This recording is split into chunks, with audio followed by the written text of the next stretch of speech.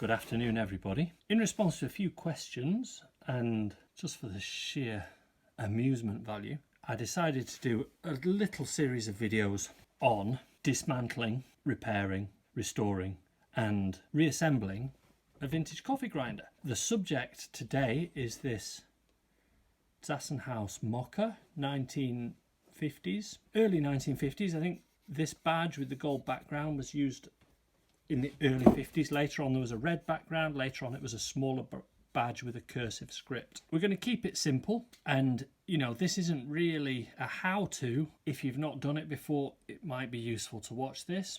It's pretty simple, to be honest. If you've done it and you can do it better, feel free to leave your tips in the comments. But this is how I do it, so it's a starting point. First of all, the tools we're going to use, again, very, very simple. First of all, you're going to need some screwdrivers, adjustable spanner, a vice grip, a little gadget, a pencil, and a box for the bits, and a little clip-top bag for the screws. All right, let's get started. The idea is, if we take the drawer out, the mechanism's all under here. It's attached to this top plate here. So we're going to need to take this off to get at the mechanism underneath and clean it. So where do we start? First things first, let's take the cap nut off the top. This should be easy. It should be as easy as doing that. If it's not easy, and with any part of this process, if it's not easy, slow down. Now, we're going to take this top plate off. I've chosen this grinder because it's a fairly basic grinder and it doesn't have too many particularities or unique features. It comes apart in the way that many of them do. Some are different, and I'll be quite possibly later on doing videos on little differences, but we'll leave that for later. So anyway, next thing we need to do is take this top. There are two main ways that it will be fastened on. Either there'll be a set of screws here, and you can see screws there, and you could be forgiven for thinking that they're holding the whole thing together. They're not. They're just holding the hopper cover on. The screws that are holding this one together are this one and this one. So the first thing we need to do is take these off.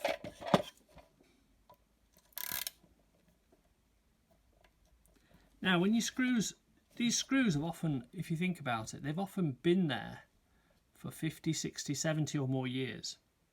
Coffee grinders are kept in hot kitchens, often humid environments, and the screws will tend to rust.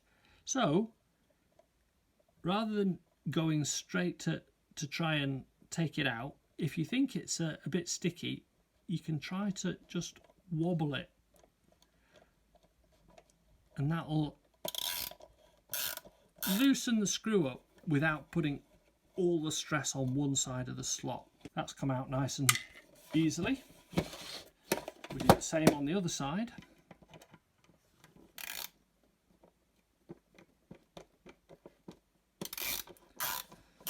You can use a ratchet screwdriver, you can use traditional screwdrivers, that is entirely up to you.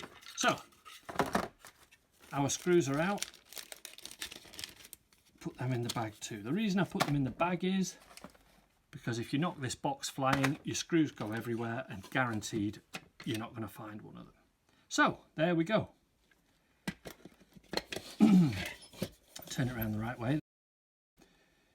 Your mechanism's out, and at this point you don't have to do this, but I usually just put a pencil mark there saying F for front. Of course it'll go back the other way, but sometimes it just all fits together better if you put it together the way it was taken apart. Next thing is the rest of the dismantling. And you can see how it works. There's these are called the burrs, the outer burr and the inner burr. and then there's a kind of a bearing bracket. This is the adjuster, so that'll tighten it and that'll loosen it. So the next thing we do is take this off. Again, it should be very straightforward.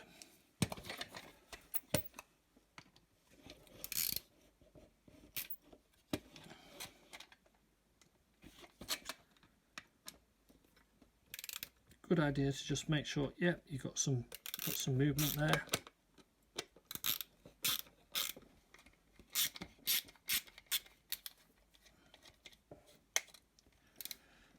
Now it's at this point that you're going to be taking the bearing out. So just be careful, because especially if you've got a ball bearing, it can drop out at this point. This one doesn't have a ball bearing. So we put the retaining screws with the other screws. This one has what we sometimes call a half shell bearing. So we take that out, put that in the bag with the screws. Now we need to take this apart. So the handle is on a spindle here, the burr is at one end, the handle's the other. So we need to take this off, and as you can see, there's not a lot to grip on there. So first thing, what you can do, little squirt of WD-40 just to loosen things up. Don't want to get too much on it, you don't want to really get much on the wood. And this is where we use the vice grips, and this is where we use my little gizmo. So we could put the vice grips straight on there. Steel on steel though, it could damage them. Honestly, it wouldn't matter very much if you got a bit of a scratch or a nick there, but I use this, which is a piece of aluminium bent round, protects the burrs, and it's nice and aluminium is a soft metal, so the you know, when we squeeze it, it should grip. That's gripped well. Hopefully, if all goes well, the handle should just turn off like that, and it does. So we now have the handle, the burrs,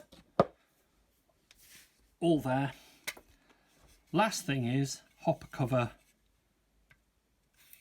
and funnel,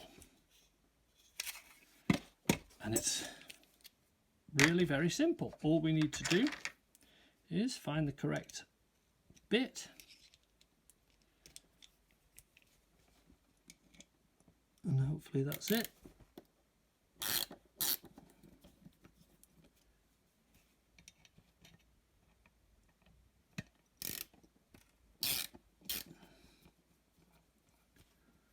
Undo these screws.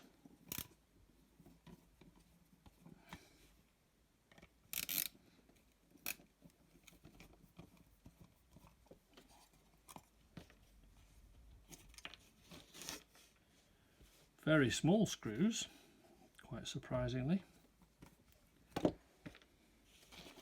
And there we have it. Hopper cover, funnel. We put the screws in the bag, and there we have what we could call the burr block. A few things to notice at this point. Firstly, these things are always pretty dirty inside. All this nasty coffee. Also, at this point, it's a good idea to notice whether your screws are still firm in the hole, and if they're not, you're going to need to do some remedial work on the screw holes. But this is really just about dismantling a coffee grinder, and that is the start of your restoration right there. Thanks for watching. Any questions, leave them below, and feel free to have a look at the links at the end of the video or in the description. Happy grinding.